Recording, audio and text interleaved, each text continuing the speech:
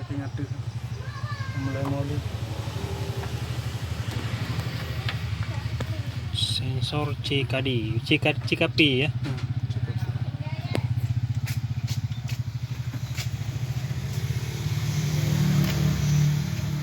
Jadi efek sampingnya mobil hidup-hidup mati ya. Pengapian tidak normal.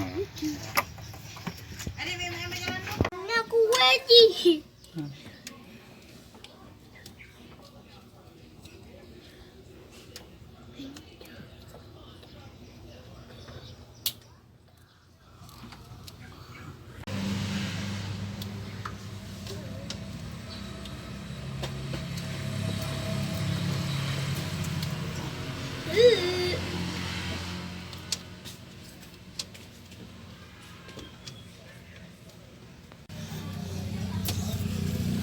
Parking bocor lah. Tapi Parking ada.